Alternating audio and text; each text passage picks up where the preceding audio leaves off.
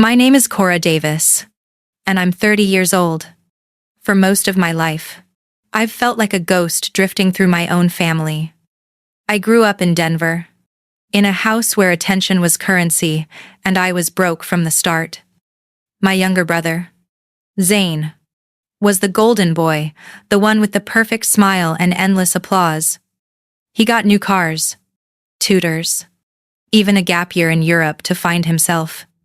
I got a second-hand laptop and lectures about being more grateful. My mother adored him like he was her son, orbiting everything around his potential. "Why can't you be more like your brother?" she'd sigh, not even looking up from her wine glass. My father, ever the silent spectator. I would just nod, my eyes fixed on the TV, never stepping in to defend me.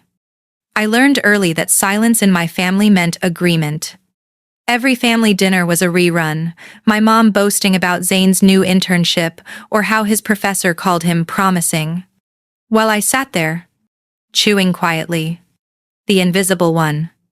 It's strange how you can be surrounded by noise-clinking glasses, laughter, worries, and still feel like you don't exist. When I did speak, it was usually met with polite nods or awkward pauses, as if my words had interrupted something more important. They called me the plain one, and the nickname stuck like a stain I couldn't wash off. But I wasn't lazy or lost. I had a spark they couldn't see, a hunger to prove that I could build something real without their approval. While Zane cruised through private school on their dime, I worked the morning shift at a local cafe, steaming milk and scrubbing counters before heading to my classes at a state college. I studied computer science, drawn to the quiet logic of it, the way code always made sense when people didn't. I'd stay up late in my tiny dorm room, the blue light of my screen painting my walls while I pieced together lines of code that felt like small victories. I loved that the computer didn't care who my family favored. It just cared whether I got it right. My classmates went home for holidays, but I often stayed behind, taking extra shifts to pay tuition. When I did visit, the conversations always turned into comparisons. My mom would glance at me across the dinner table and ask, "Still playing with those computers?" in that tone that dripped with dismissal. My cousin Elise would snicker, whispering to Zane about how I'd never make real money doing tech stuff. I'd pretend not to hear, though the words burned hot behind my eyes.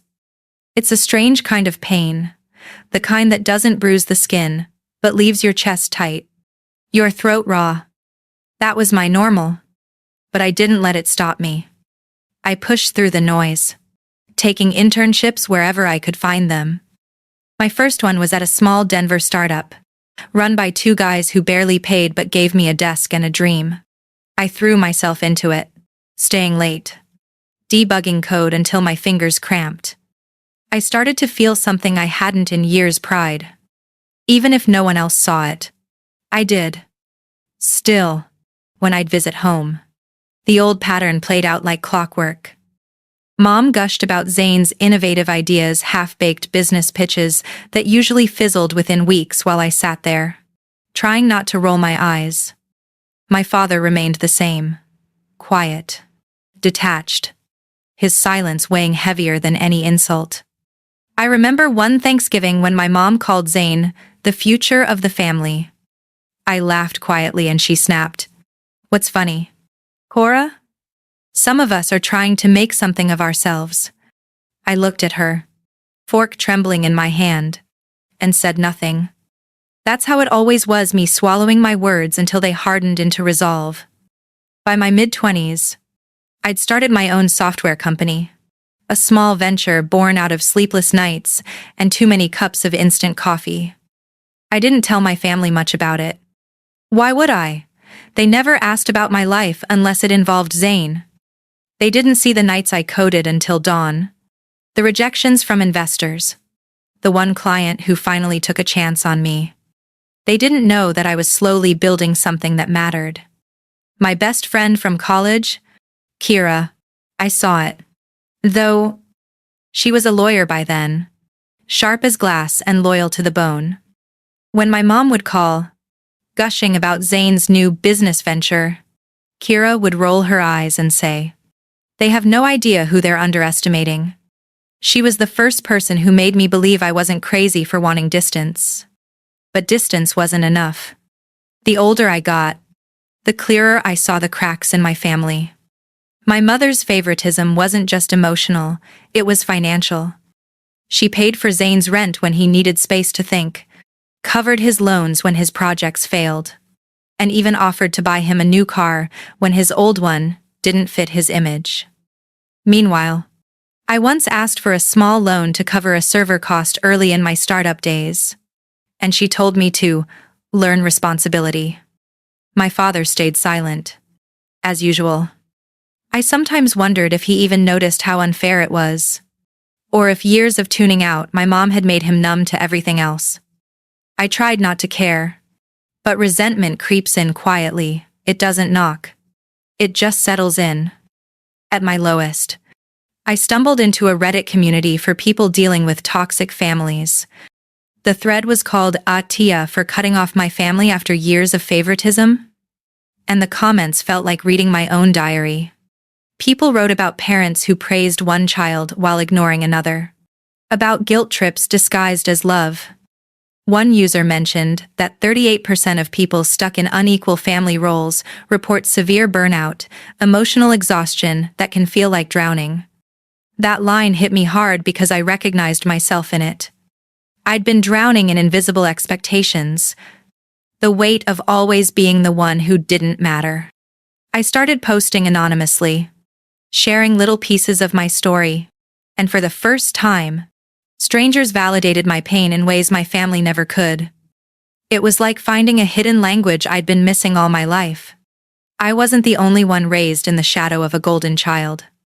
Still, I kept pushing forward. My company began to grow.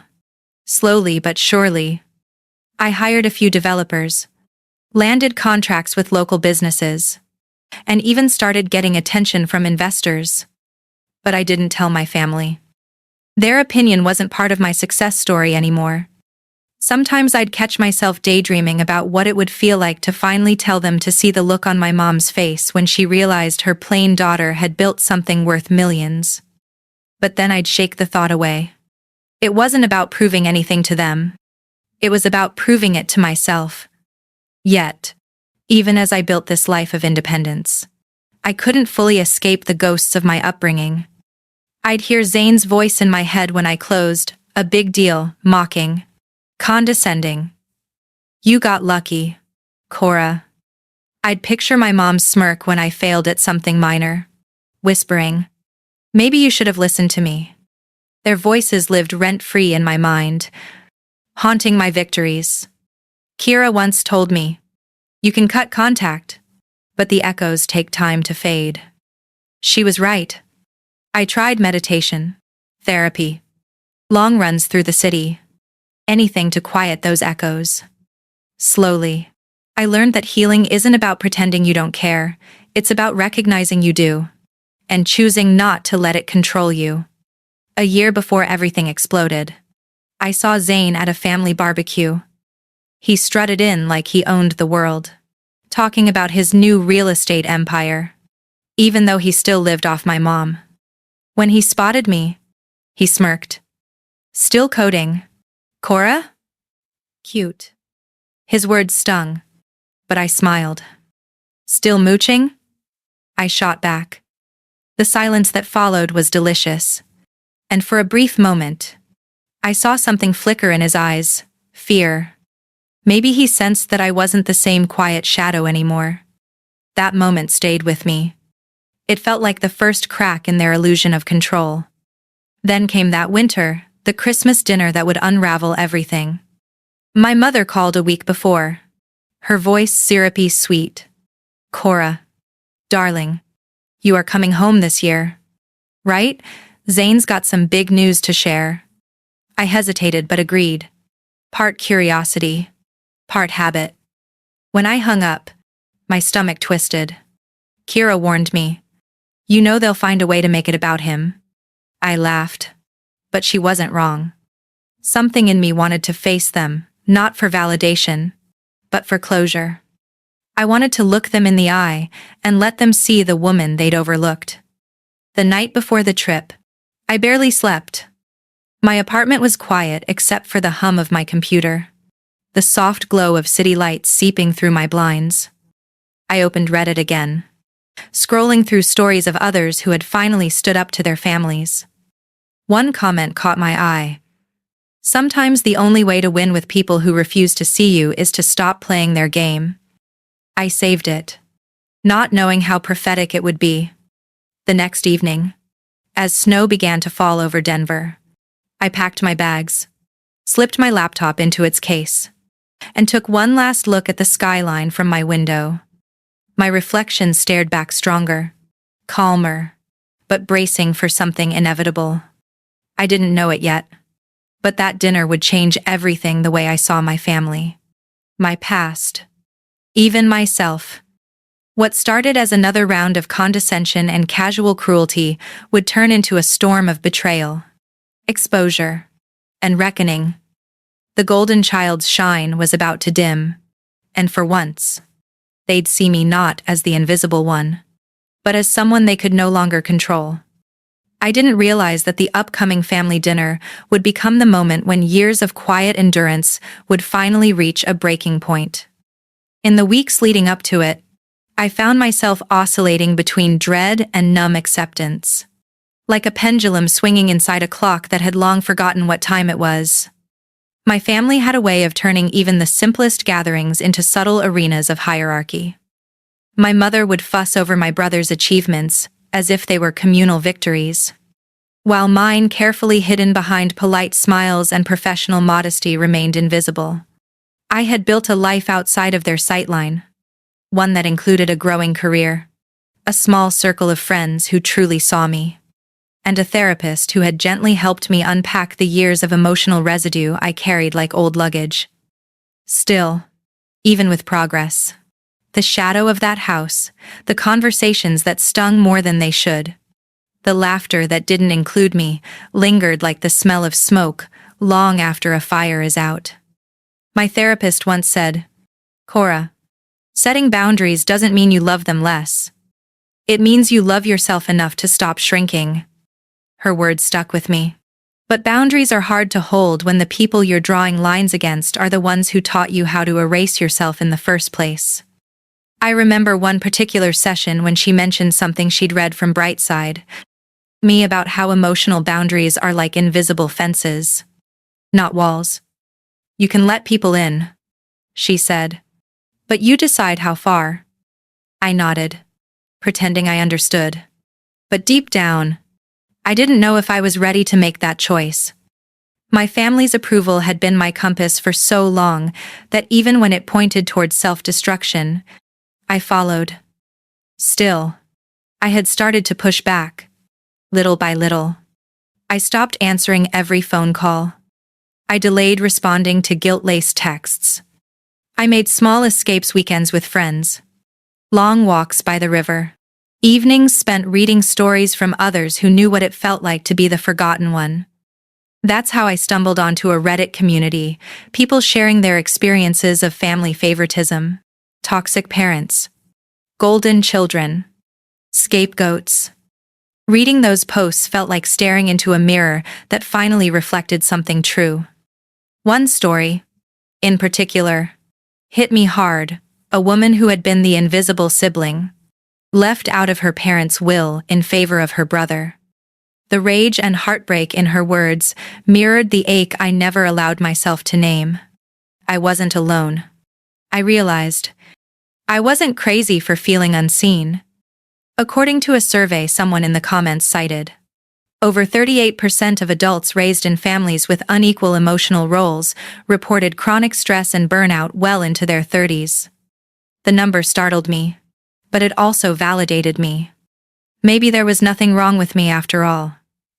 Maybe it was the imbalance I'd been forced to live in that had warped my sense of worth. I began journaling again, something I hadn't done since college.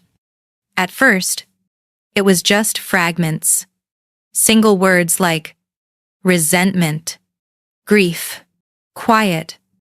But soon they became paragraphs, stories, even letters I'd never send. I wrote about the Christmas mornings when my brother got the newest bike, while I was told I was too old for gifts. I wrote about my father's proud voice whenever he introduced him to guests, and the silence that followed when it came to me. And I wrote about the first time I realized I was good at something writing itself, and how I hid that skill like contraband, afraid they'd mock it as just another hobby. Over time, those pages became my witnesses. They remembered what no one else seemed to care about. Still, despite the progress, there was always that pull to prove myself, to earn what should have been freely given. I poured that energy into my career, taking on project after project, climbing from assistant to team lead, and eventually, to managing creative campaigns that reached international audiences. My name, Cora Davis, the one I chose for myself after college, was starting to mean something. But to my family, I was still the girl who never quite fit in. At family gatherings, that invisible tension always made itself known in the smallest ways. The way my mother's gaze slid past me when I mentioned a new promotion. The forced cheer in my father's voice when he asked about my work but changed the subject before I could answer. The unspoken rule that my success had to be softened, wrapped in self-deprecation. "Oh, I just got lucky," I'd say, even when I knew how hard I'd fought for it. My therapist once pointed out that minimizing achievements was a defense mechanism, a way to preempt rejection. "If you shrink first," she said, "they can't cut you down." The truth hurt because it was so accurate. Every time I dimmed my light, I thought I was preserving peace. But in reality, I was erasing myself, piece by piece. Then came the messages about the upcoming holiday dinner. My mother's tone in the family group chat was cheerful, almost performative. Lots of exclamation marks and heart emojis. "Everyone has to be there," she wrote. "It's been too long," my brother chimed in with jokes. My father sent a thumbs up, and I just stared at my phone, feeling that familiar tightness in my chest. I typed, deleted, retyped. My therapist's advice echoed in my head: "You can attend, but remember, your emotional fence." I decided to go not out of obligation, but curiosity. Maybe, I told myself, it would be different this time. But beneath that hope was another motive I barely admitted.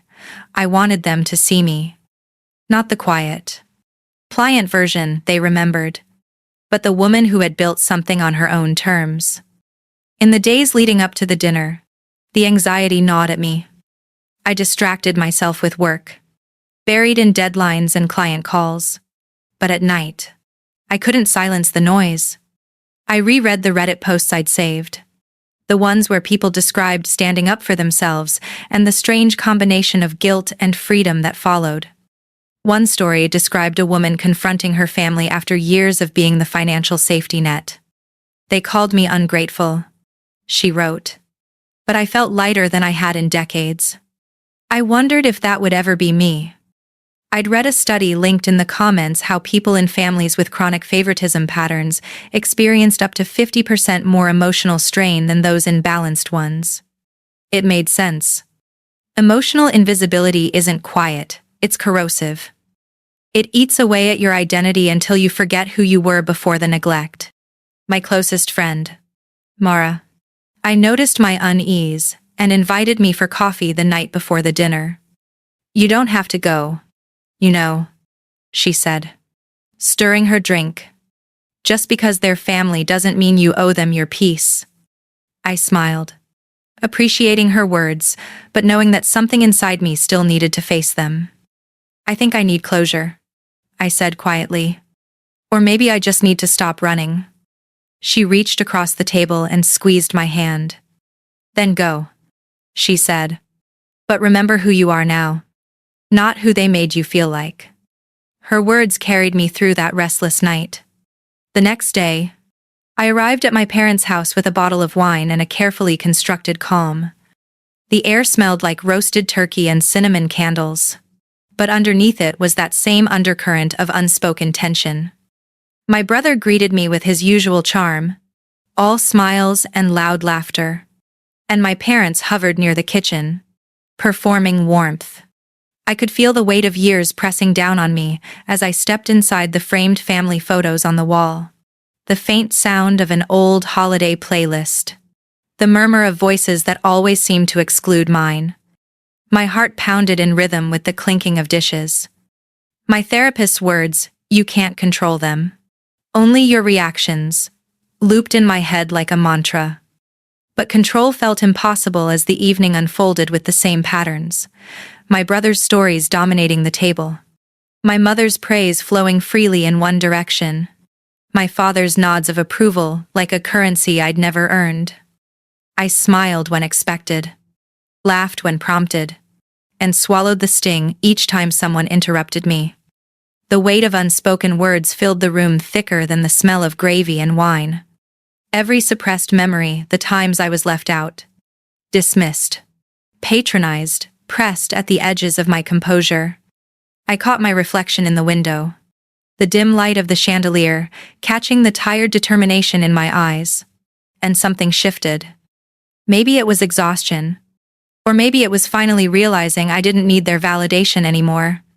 The noise around me began to fade, replaced by the sound of my own heartbeat and the faint hum of courage I'd spent years silencing. And that's when it happened. My mother turned to me with that same practiced smile. The one she wore when she was about to turn a knife and call it love.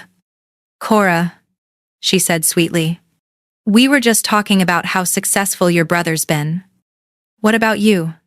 Still doing that creative thing?" The table went quiet. I felt the sting of her tone, sharp and sugar-coated, the same way I had as a child. Only this time, I didn't look away. I took a slow breath. I set down my fork, and finally met her eyes. My voice was calm, steady, almost too soft to be threatening, but it carried years of silence breaking open at once. What I said next would change everything. The silence that followed my mother's question felt heavier than any words that could have filled it. For a moment, I could hear nothing but the faint clatter of silverware and the hum of the refrigerator from the kitchen. My brother smirked, sensing an opportunity for another performance. But this time, I didn't shrink back. I looked at my mother and said, "That creative thing? It's what's paying my rent. It's what's keeping me sane." My voice was calm, too calm, the kind of stillness that comes before a storm. She blinked, startled by my tone, then recovered with a laugh that sliced through the air like glass. "Oh, sweetheart," she said, "you've always been so sensitive. We're just teasing. Don't be dramatic." The heat of anger rose in my chest, so fast, it startled even me. I could feel the pulse in my neck, the tightening in my jaw, the burn of tears I refused to let fall. Years of swallowed words began clawing their way up my throat. "You always say that," I said quietly. "Every time I try to speak up, you make it sound like I'm overreacting." My father looked up from his plate, his brows furrowed. Irritation, settling in like old habit. "Cora, not now," he said, voice low and stern. "This is supposed to be a nice dinner." Nice. That word had always been their shield. Keep things nice. Keep things smooth. Keep the truth buried under politeness. But I wasn't interested in nice anymore. The air grew thick. My brother leaned back in his chair, crossing his arms, his smirk fading into something colder. "You're really doing this? On Christmas?" he said, as if my timing were the problem, not the years of quiet erasure that led here. "I'm tired," I said, my voice trembling but firm. Tired of pretending everything's fine when it's not. Tired of being treated like I don't matter. My mother's expression hardened. "Cora, you're being ridiculous. We've done everything for you." That sentence, so familiar it almost felt rehearsed, snapped something in me. I laughed. Not out of amusement but disbelief. Everything for me? I said. You mean the years you ignored me while cheering him on? The birthdays you forgot? The times you said I should be more like him? My father slammed his hand on the table. The plates rattled. The wine glasses trembled. And for a second, I thought I saw something flicker in his eyes, not guilt, but fury. Watch your tone, he warned. We don't talk to your mother that way. I met his gaze. Unflinching. Then maybe you should have taught her to listen. The words were out before I could stop them. The sound hung in the air like an aftershock. The room exploded after that, not with violence, but with voices. Overlapping and sharp. My brother accused me of being ungrateful. My mother cried, saying I was ruining Christmas. My father barked something about respect, about family unity, about how every family has one dramatic child. The heat in the room was suffocating. I could feel the flush on my skin, the tremor in my hands, the sting of sweat along my collarbone. The lights above the table seemed too bright, too white, amplifying every flaw, every raw emotion. The smell of roasted turkey turned sickening. My heart pounded so hard I thought it might burst through my ribs. I pushed back from the table, the chair scraping against the hardwood floor with a scream that matched my insides. You know what? I said, voice breaking. I'm done. My father started to say something, but I didn't wait to hear it. I grabbed my coat, ignored their shouts, and walked out into the cold night air. The silence outside was deafening, a stark contrast to the chaos behind me. Snow had begun to fall soft, almost mocking in its serenity. Each breath burned against the chill. I stood there, staring at the faint light spilling from the dining room window. And for the first time, I didn't want to go back. That night, I drove home in a haze. The road lights blurred through tears I didn't even realize were falling. My phone buzzed non-stop calls, texts, all variations of, "You need to apologize," and "How could you embarrass us like that?" I ignored them, but the guilt came anyway, creeping in like a cold draft through a cracked door. I sat in my apartment for hours, replaying everything. The raised voices, the stunned faces, the way my mother's tears had looked more like anger than pain. I kept asking myself if I'd gone too far, if maybe I really was the problem, like they always said. At some point, I opened Reddit, the same community that had comforted me before. My fingers hovered over the keyboard for a long time before I began to type AITA for finally standing up to my family after years of being ignored. The words poured out of me like floodwater, raw and unfiltered. I described everything, the favoritism, the manipulation, the dinner explosion. When I hit post, I felt something I hadn't in years, relief. Not peace. Not yet. But the faintest trace of validation. The next morning, my post had thousands of comments. Strangers from all over the world were telling me I wasn't wrong. They shared their own stories of being the overlooked child, the emotional caretaker, the scapegoat. One comment stood out. It said, "You're not crazy. You were trained to believe love had conditions." Another user cited a study on caregiving roles in unequal families, saying that 23% of people who carry emotional or caretaking burdens experience measurable physical health impacts: fatigue, headaches, heart palpitations, from the constant stress of being the fixer. That hit me hard because it was true. I'd spent so many years holding everything together, emotionally cleaning up after everyone else, that I didn't realize how much it had cost me. I'd been carrying their chaos like a second skin. My therapist once called it invisible labor. She said it's the kind that never gets thanked for, only expected. And now, for the first time, I was putting it down. Still, even with all the online support, doubt lingered. My phone buzzed again, my father this time. His voicemail was measured, almost rehearsed. Cora, your mother's very upset. You need to make this right. You know how she gets. I deleted it without listening to the rest. My brother texted next. You really outdid yourself. She's been crying all day. Hope you're happy.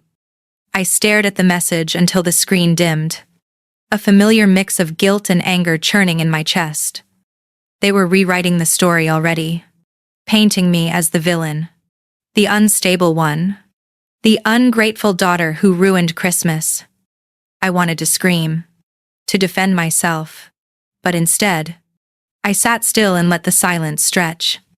For the first time, I didn't chase their version of me. I let it exist, separate from who I knew I really was. That night, I couldn't sleep.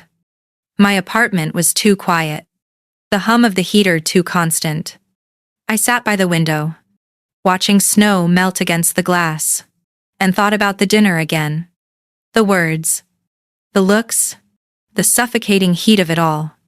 I could still smell the mix of wine and candle wax. I still see the reflection of my own trembling hands in the silverware. But beneath all that chaos, there was something else. Something I hadn't noticed before. Just before I left, when my father had slammed his hand on the table, I'd seen a flash of panic. Not anger. In his eyes. And when my mother cried, there had been guilt there too, buried under the theatrics. It didn't make sense at the time, but the memory gnawed at me. A few days later, when I finally answered my aunt's call, a woman my parents always kept at arm's length, she said something that made my blood run cold. Cora, she said carefully, I think you need to know something about the family finances. About why your parents act the way they do. Her voice was low, almost apologetic. I sat up, heart pounding. The phone suddenly slick in my hand. What do you mean? I asked. There was a long pause before she sighed. It's about your brother, she said. And about what your father's been hiding. My pulse quickened, my mind racing through every possibility. The betrayal I thought I already understood was about to reveal an even darker truth, and deep down, I knew this wasn't just about favoritism anymore. When my aunt said those words, it's about your brother and what your father's been hiding, something inside me froze. I asked her to explain, but her voice wavered, hesitant, as if she were torn between loyalty and conscience. Your father took out a loan years ago, she said finally. But it wasn't in his name, it was in yours. For a moment, I couldn't process it. The room tilted slightly, my stomach tightening as though I'd missed a step on invisible stairs. What are you talking about? I whispered, my pulse pounding in my ears. She sighed, the sound heavy with the weight of secrets kept too long. He used your social security number, Cora. I didn't want to believe it either, but I've seen the papers. It was meant to cover some of your brother's business expenses. They thought you'd never notice. My mind went blank. Every conversation, every deflection, every time they'd brushed me off, it all started rearranging itself into a pattern that suddenly made horrifying sense. The tight smiles. The subtle guilt trips whenever I talked about finances. The way my father used to insist on helping me file my taxes when I first started working. My chest constricted as the pieces clicked together. I could barely breathe. After we hung up, I sat there in silence. The hum of the city outside muted by the rush in my head. The betrayal wasn't just emotional now, it was legal. Tangible. Something that could ruin my life. My hands shook as I opened my laptop and began searching for signs. Credit reports. Bank statements. Anything. And there it was, a loan account under my name. Opened 6 years ago. With a balance that made my stomach drop. I scrolled through the details. The transactions linked to a business name I didn't recognize at first until I did. It was my brother's failed startup. The one my parents had described as a rough patch. My own name had been the safety net that saved him. I wanted to scream, to call them and demand answers. But a deeper instinct, the one that had grown stronger with every act of silence I'd endured, told me to wait. I needed to be smart. I needed proof. I called Mara, my closest friend, the only person I trusted enough to tell. They used me, I said, my voice barely audible. She came over immediately, bringing her laptop, coffee, and the kind of calm I couldn't muster. Together, we combed through my records, printing, saving, organizing. The evidence piled up: emails from financial institutions, digital signatures that matched mine too perfectly to be coincidence. It was like watching my entire identity being weaponized against me. I could smell the faint burn of the printer ink, hear the soft click of the mouse, the rhythmic sound of Mara's typing beside me. Every new document added another layer of disbelief and fury. "You need to talk to someone," she said finally, looking up. "A lawyer? Yes, but maybe also your therapist. This is big." The next day, I sat in my therapist's office, the walls painted in muted shades of gray, a small diffuser releasing lavender into the air that I could barely register. When I told her everything, she didn't interrupt. She just listened, hands folded, eyes steady. When I finished, she took a deep breath and said, "Cora, this is a profound betrayal not just of trust, but of identity. They crossed a line that was never theirs to cross. But you still have power here." I frowned, unsure what she meant. She leaned forward slightly. "When people betray you on this level, it's natural to feel powerless. But power isn't something they can take. It's something you reclaim. Piece by piece." I remember her referencing a Brightside article she'd read about reclaiming agency after betrayal, where one expert said, "You begin to heal not by forgetting what they did, but by proving to yourself that they no longer define what happens next." Those words stuck to me like a mantra. I walked out of her office that day, feeling a mix of exhaustion and clarity. That night, I couldn't sleep. The hum of the refrigerator, the distant sound of a siren, even the soft flicker of my phone light all felt amplified, like my body had become an echo chamber for stress. I pulled up Reddit again, reading through posts about financial exploitation within families. One thread, titled "AITA for exposing my parents after they stole my identity for my brother," felt eerily familiar. The comments were raw, supportive, angry. Someone had written, "Blood doesn't excuse betrayal. Accountability does." I kept rereading that line, as though it was meant for me. Another post linked to a study showing that 32.9% of adults who carry unequal family caregiving or financial burdens develop lasting mental health symptoms: insomnia, anxiety, even dissociation. It made sense. For years, I'd been the emotional caretaker, the problem solver, the invisible one who absorbed everyone else's mess.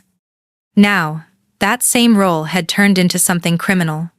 Over the next few days, Mara and I gathered everything: records, screenshots, bank confirmations, even old emails my father had forwarded me about routine paperwork. Each click, each discovery, was a mix of nausea and vindication. I could feel my pulse in my fingertips, that strange balance between fury and focus. We found evidence that my father had forged my digital signature using an old email account he'd helped me create when I was still in college. It was the same password I'd used for years, the one he'd known. The audacity of it made my vision blur for a second. The betrayal wasn't just about money. It was about how deeply he'd known me, and used that knowledge to hurt me. Mara looked at me, her expression unreadable. "This isn't just family drama anymore," she said softly. "This is fraud." I nodded, though the word felt too clinical to describe the ache in my chest. I thought about all the stories I'd seen on YouTube, people posting revenge tales about parents who had stolen college funds or manipulated bank accounts in their children's names. Those stories had always felt distant, tragic in an abstract way. Now, they felt like prophecy. One video in particular came to mind, a woman who confronted her parents on camera after discovering they'd drained her inheritance. The top comment read, "Sometimes revenge isn't getting even. It's getting free." I understood that now. Still, I couldn't help but feel the weight of doubt pressing on me. Part of me wanted to call my parents immediately, to demand an explanation, to hear them deny it just so I could scream the truth back at them. But another part, the one shaped by years of gaslighting and minimization, knew how that conversation would go. They'd twist it. They'd cry. They'd say I was misunderstanding, that it was all a mix-up. My therapist's words echoed again. Don't go into battle without knowing what you're holding. So, I waited. I planned. I began documenting everything properly. Labeling files. Drafting a statement. Mara helped me research legal steps, how to report identity fraud, how to protect my credit. Every time we checked something off the list, I felt a small spark of control returning. But control didn't erase the ache. Late one night, as I sat in front of the computer with the documents spread out before me, I felt the full weight of what this meant. It wasn't just a financial violation, it was proof that my family had never truly seen me as a person, only as a resource. I could still hear my father's voice from that Christmas dinner, cold, authoritative, dismissive, and it made my stomach turn. The lavender scent from my therapist's office still lingered faintly in my memory, but it felt a world away from the sharp, metallic taste of betrayal that filled my mouth now. The next morning, Mara suggested we take everything to a lawyer she knew through her company. "You don't have to decide what to do yet," she said, "but you should at least know your options." I agreed, though dread coiled in my stomach like a storm cloud. As I packed the folders into a single envelope, I caught a glimpse of my reflection in the mirror. My face looked tired, older somehow, but my eyes, they weren't the eyes of someone seeking approval anymore. They were the eyes of someone preparing for war. We walked to the law office together, the cold air biting at our faces, the city noises muffled under a sky threatening snow. My hands gripped the folder so tightly that the edges bent slightly. The office was quiet, sterile, the kind of place where truth and consequence often meet for the first time. As we waited, my heart thudded against my ribs, steady and defiant. I didn't know yet how deep the betrayal went, but I was about to find out. And somehow, I could feel that the truth waiting for me on the other side of that lawyer's desk would shatter everything I thought I knew about my family and about myself. When the lawyer confirmed everything's signatures, dates, forged documents, even a paper trail leading directly to my father and brother, I felt a strange stillness settle inside me. It wasn't relief. It wasn't rage. It was the kind of numb silence that comes when your world breaks in a way too precise, too deliberate, to be accidental. My lawyer, a calm woman named Denise, with sharp eyes and a voice like gravel smoothed by empathy, looked at me and said, "You have enough to press charges." Her tone was neutral, but her gaze carried something heavier, pity. I nodded mechanically, the words barely registering. My father and brother had stolen from me, lied to me, built their comfort out of my trust. As Denise outlined next steps, freezing accounts, notifying the credit bureaus, drafting a legal notice, my mind wasn't in that office anymore. It was back at the dinner table, replaying every word, every smirk, every, "You're being too sensitive, Cora." The sound of my father's voice still echoed somewhere deep, low and commanding, telling me how family should stick together. It used to make me feel guilty. Now it made my skin crawl. When I left the office, the air outside was cold enough to sting my cheeks. The city moved around me like a blur, people rushing past. Horns blaring. Life continuing. Utterly indifferent. I clutched the folder against my chest, as if it contained my entire identity, which, in a way, it did. Mara met me at a cafe nearby. She didn't say much. I just pushed a cup of hot tea toward me and waited. When I finally spoke, my voice cracked. They used me. Legally. Financially, like I was a tool. She nodded. Then you take that power back. Not by yelling. By ending it. Her calmness was grounding, like an anchor in the storm that had become my reality. She showed me a post she'd found on Reddit, an AITA story about a woman who cut ties after discovering her parents had stolen her savings for a sibling's addiction. The top comment said, "Sometimes you don't burn bridges. You just refuse to cross the ones built from your own bones." That hit harder than I expected. I stared at the steam rising from my cup, realizing I'd spent most of my life trying to cross those bridges, hoping one day they'd meet me halfway. The confrontation happened 2 nights later. I'd thought about doing it over the phone, or through a lawyer's letter, but deep down, I knew I needed to see their faces, to look into the eyes of the people who raised me and ask them why. My father answered the door, wearing the same look of mild irritation he always did when I arrived unannounced. "Cora, this isn't a good time," he said, but I brushed past him. The living room was dimly lit. Warm in the way that used to feel comforting, but now made my skin prickle. My mother sat on the couch, her hands folded, eyes darting nervously. My brother leaned against the wall, arms crossed, a smirk flickering and fading as he met my gaze. I set the folder on the table with a heavy thud. "You know what this is," I said. The silence that followed was thick, suffocating. My father opened his mouth to protest, but I cut him off. "You used my name, my identity. You stole from me." At first, they denied it. My father's voice boomed, demanding proof, as though indignation could overwrite the evidence. My brother tried to laugh it off, saying it was just a paperwork mistake. But when I pulled out the signed documents, the ones with my forged signature, his expression cracked. My mother started crying, murmuring that it was just to help him get started, that we were going to pay you back. That sentence, the "we were going to pay you back," broke something inside me that had somehow survived everything else. The casualness of it.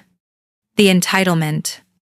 As if my life, my credit, my name were family assets to be borrowed and returned when convenient. My voice trembled, but it was steady enough to carry. "You didn't just steal money. You stole my peace, my future. You made me believe I was paranoid for feeling used." The argument that followed wasn't loud so much as it was raw, like every suppressed truth finally clawing its way out. My father accused me of being ungrateful, of embarrassing the family. My brother called me dramatic. My mother begged for calm, but I was beyond calm. The room felt too small, too hot. The air thick with betrayal. I remember the smell of the coffee table polish, the faint tick of the old wall clock, the sound of my heartbeat pounding in my ears. I could almost taste the bitterness in the air, burnt, metallic, final. At one point, my father slammed his hand on the table, and I flinched not from fear, but from the sudden realization that I no longer owed him the reaction he wanted. I straightened up and said, quietly, "This ends now. The lawyer will be in touch." The silence that followed was absolute. My mother sobbed softly. My brother swore under his breath. My father just stared, his face unreadable. For years, I'd imagined that walking away from my family would feel like tearing myself in half. But as I turned toward the door, what I felt was something closer to release. My hands were shaking, But my steps were steady. The night air hit me like a wave cold. Cutting. Clean. I remember thinking, so this is what freedom feels like. It hurts. But it's real. In the days that followed, everything crumbled quickly. The fraud was exposed. The accounts were frozen. My brother's business collapsed under scrutiny. And my father's reputation took a hit he couldn't silence. They called, texted, even sent relatives to mediate. But I didn't respond. Each message felt like a rope tugging me back toward a burning house. My therapist called it detachment for survival, explaining that walking away from toxic family systems isn't abandonment, it's self-preservation. She mentioned a study showing that 70% of adults involved in chronically exploitative family structures experience coordination, stress similar to dementia caregivers, the constant vigilance, the emotional overfunctioning, the guilt that corrodes sleep and health alike. It made sense. I'd lived years in that cycle, managing their emotions, fixing their mistakes, pretending it didn't break me. No wonder my body felt lighter, even as my heart ached. I wrote a letter I never sent. In it, I told them everything I couldn't say face to face, that I loved them once, that I tried to earn the kind of affection that should have been unconditional, that I forgave them. But I wouldn't forget. Forgiveness, I realized, didn't mean reconciliation. It meant releasing the part of myself still waiting for an apology. I started therapy twice a week. I deleted my brother's number. I blocked my father's email. My mother tried to call once, whispering apologies between sobs, saying she didn't know what else to do. I wanted to believe her, but all I could think of was how she'd watched it happen. So I said softly, "You could have stopped it." Then I hung up. Mara told me I was strong, but it didn't feel that way. Strength didn't feel like triumph. It felt like grief. With a spine. Some nights, I'd wake up thinking I heard my father's voice or the faint echo of that dinner argument. I'd turn on a lamp just to remind myself I wasn't back there. But over time, the echoes faded. I began focusing on small acts of healing: morning walks, journaling, cooking meals for one. I even started contributing to a subreddit thread about family favoritism recovery, sharing my story anonymously. The comments were a mix of empathy and solidarity. People saying things like, "Cutting contact isn't cruel, it's closure." I realized how many of us walk around carrying invisible bruises from people we still call family. Weeks later, as the legal dust settled and I sat in my apartment surrounded by folders and half-empty coffee cups, I looked out the window at the city lights and felt something new. Peace. Or maybe just the absence of chaos. The same silence that once felt unbearable now felt earned. Yet deep down, I knew this wasn't the end.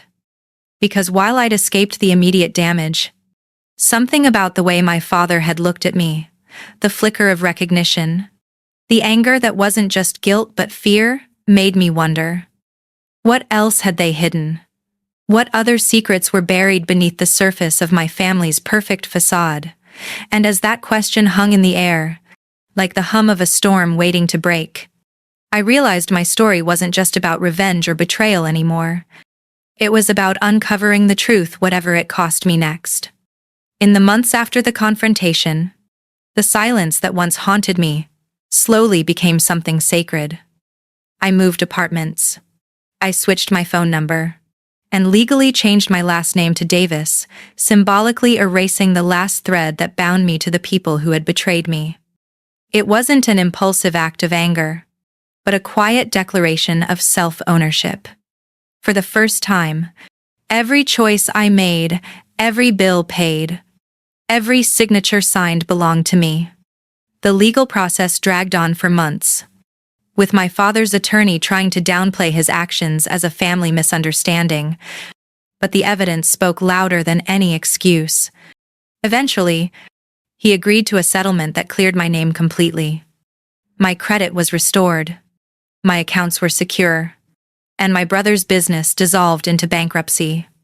Yet even as I won on paper, I felt the ache of what had been permanently lost, the illusion that my family had ever truly cared for me beyond convenience. Still, from that loss came clarity. My therapist once told me, "When the foundation collapses, you get to choose what you rebuild on." I took that advice seriously. I poured myself into my work, launching my own small consulting agency to help women navigate financial independence after family-related setbacks. What started as a side project became something far greater, a movement of sorts. Within a year, the business grew beyond my expectations. I began speaking at events, writing articles about financial abuse and recovery, and connecting with others who had walked similar paths. The statistics were staggering. Studies showed that nearly 45% of adults who experience financial exploitation from family report long-term trust issues. And yet, those who actively rebuild through therapy, education, and boundary setting showed a 60% increase in emotional resilience within 2 years. I wasn't just surviving anymore. I was living proof that freedom could follow devastation, that the scar didn't have to define the story. One of the most unexpected sources of healing came from the online communities that had once been my refuge. I started sharing pieces of my story anonymously on Reddit subreddits, like r divided by AITA, r divided by raised by narcissists, and r divided by true off my chest. I never gave away enough details to be traced, but enough to connect. The comments flooded in people who saw themselves in my words, who thanked me for putting language to what they'd lived through. Some shared their own stories. A man whose parents used his college fund to bail out a sibling. A woman who discovered her name on her father's mortgage. Reading their experiences reminded me that I wasn't an anomaly. I was part of a quiet revolution of people reclaiming their dignity from those who'd weaponized family. The solidarity was healing in a way therapy couldn't reach. We weren't just victims anymore. We were survivors, building a kind of digital kinship stronger than blood. Still, healing wasn't linear. There were mornings I woke up with the ghost of my father's voice in my head, or dreams where my mother's crying replayed on loop. I learned that closure isn't a moment, it's a practice. My therapist introduced me to something she called value anchoring. Inspired by Brightside's principles of post-betrayal growth, whenever I felt guilt or nostalgia, I'd pause and ask, does this thought honor my integrity, or just my old loyalty? That single question changed everything. Loyalty had been the chain that kept me in pain. Integrity became the compass that led me out. I stopped waiting for their apology. I stopped hoping for understanding. I realized that peace wasn't something my family could give, it was something I could create. I started taking better care of myself mentally, physically, financially. I traveled alone for the first time, sitting on a quiet beach in Santorini, feeling the salt wind on my skin, realizing how light freedom could feel when it wasn't laced with guilt. I volunteered for financial literacy workshops, teaching younger women how to protect themselves legally and emotionally from manipulation. Each story I heard reminded me of my own. But instead of pain, I felt purpose. One participant, a college student, told me, "I thought loving your family meant letting them take everything. But I guess love isn't supposed to hurt that much." I smiled, because that was the lesson I'd bled to learn. As the years passed, I found myself reconnecting not with my family, but with life. I adopted a dog. I built friendships that felt genuine, reciprocal, alive. I even began dating again, cautiously, refusing to shrink myself for anyone. I learned that healthy love doesn't demand silence or sacrifice, it celebrates boundaries. My apartment became a sanctuary, filled with things I chose for no one but myself. Mismatched coffee mugs, soft lamps, plants that lean toward the sunlight like quiet affirmations of survival. Sometimes, when I sat by the window with my dog at my feet and the hum of the city below, I'd think about the girl I used to be, the one who stayed quiet, who mistook endurance for strength. I wanted to tell her, "You did enough. Now you can rest."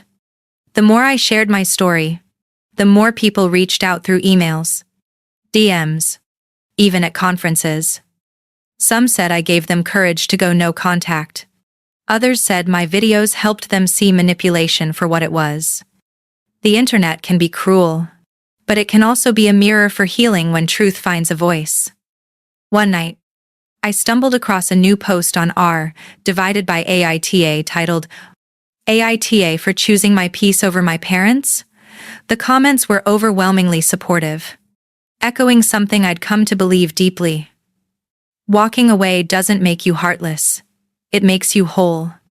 According to one recovery study I read, individuals who rebuild autonomy after familial exploitation experience up to 70% reduction in emotional distress within 3 years. A statistic that would have sounded hollow once, but now felt vividly real. Healing isn't the absence of pain. It's the reclaiming of control after pain has had its say. I still had moments of sadness, even longing, but those feelings didn't own me anymore. They were simply proof that I had once loved deeply, and that love had evolved into wisdom. The last time I saw my parents was in court, during the settlement's closing statement. My father avoided my eyes. My mother looked smaller than I remembered. There was no apology, no cinematic moment of remorse, just silence. And for the first time, that silence didn't sting, it freed me. When I walked out of that courtroom into the crisp air, I felt sunlight touch my face. Sharp and honest. It smelled faintly of rain on concrete, of something ending and beginning at once. I didn't look back. Now, years later, I use my voice deliberately. Every story I tell online or on stage isn't about revenge. It's about reminding people that survival is an art, and independence is its masterpiece. Betrayal doesn't have to be your identity. It can be your rebirth. Family isn't defined by blood, but by mutual respect. Love isn't control, it's recognition. And healing isn't linear, it's circular, spiraling upward, with every choice, to keep going. If you're watching this and you've ever felt invisible, exploited, or silenced by those who were supposed to protect you, hear this. You are not what they did to you. You are what you choose next. Freedom doesn't always roar. Sometimes it whispers through the sound of your own steady breath. Sometimes it smells like fresh paint in a new apartment. Sometimes it feels like laughter that doesn't need permission. As for me, I've stopped chasing closure and started living it. My name is Cora Davis. I survived being erased by the people who created me, and then I wrote myself back into existence. And if there's one thing I've learned, it's this: when you stop begging to be seen, the world finally starts looking.